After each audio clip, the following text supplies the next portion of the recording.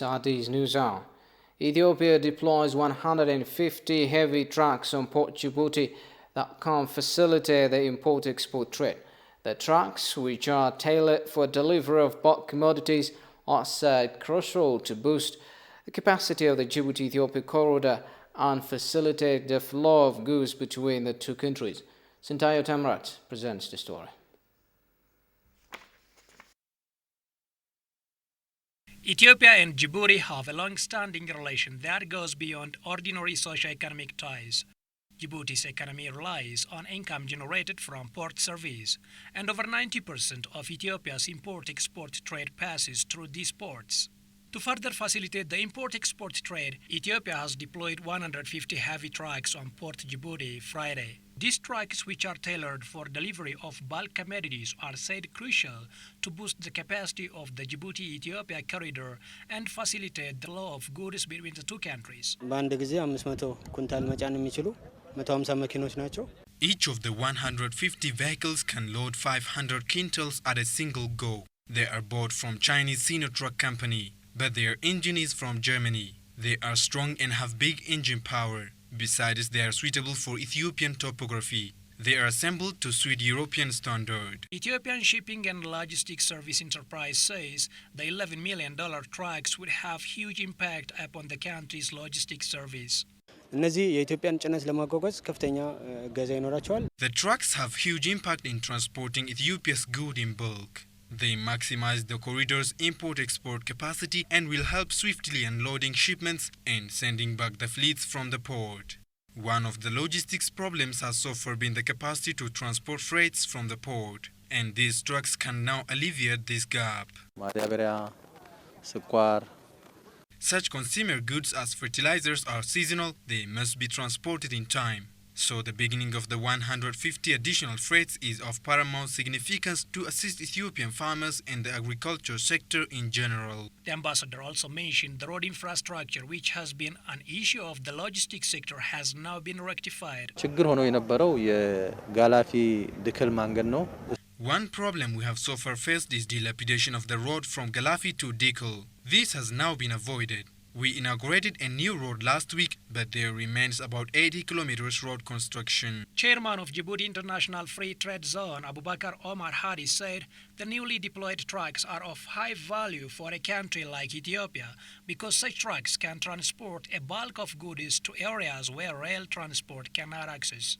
The chairman also affirmed commitment of his country to further cooperate with Ethiopia in trade and regional integration. The Addis Ababa Orange Digital Center, an ecosystem that's entirely dedicated to digital skills and innovation, was launched by GIZ and Orange Digital Center yesterday.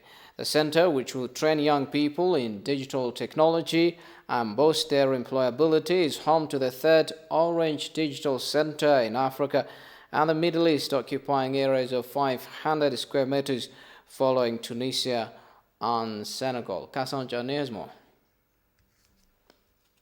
Inclusive approach to strengthen the employability of young people, to encourage innovative entrepreneurship, and to promote the local digital ecosystem. The Senahas aims to bring together several strategic programs under the same roof: a coding school, a Fab Lab Solidaria, a startup accelerator, Orange Fab, and Orange Ventures Africa, the group's investment fund. Speaking on the launching ceremony, Innovation and Technology Minister Abraham Bala said that building a digital innovation ecosystem is a multi-stakeholder agenda that requires holistic policy envisioning, a vibrant enabling system, and innovative and efficient collaboration among stakeholders. In Ethiopia, for the good of our economy and the multiplied and efficient opportunities it can create for our youth to support their entrepreneurial journey in the innovation and technology business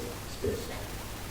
The Orange Digital Center in Addis Ababa, being the third in Africa and the first in East Africa, is one of the early manifestos of proof of the positive influences of our latest policy shifts to attract multinational IT and telecom corporations on the top of the swift measures being taken to establish enabling and conducive environment in regulatory frameworks, including the re-establishment and strengthening of the ECA, enactments and anticipations to pass key proclamations and directives to govern, facilitate, and bring efficient coordination to the entire ecosystem.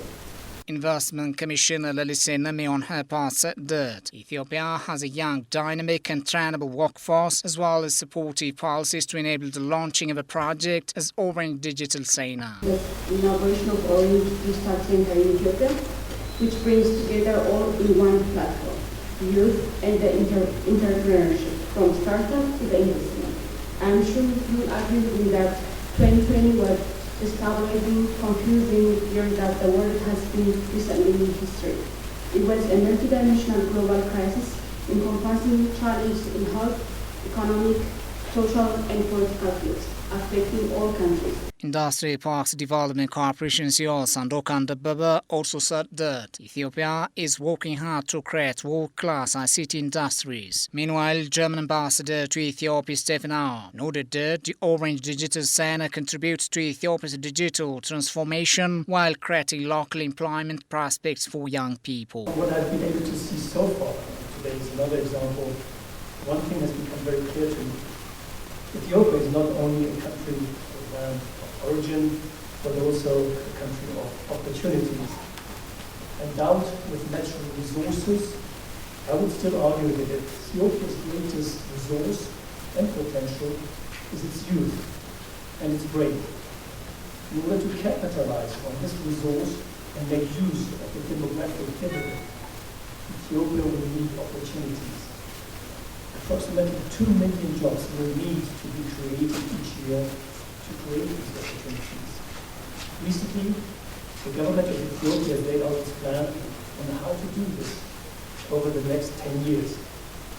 In this 10-year plan, the government focuses a lot on agriculture and manufacturing as the main pillars of its industry. Orange is present in 18 countries in Africa and the Middle East and has 128 million customers. And before we go, a reminder of our top stories.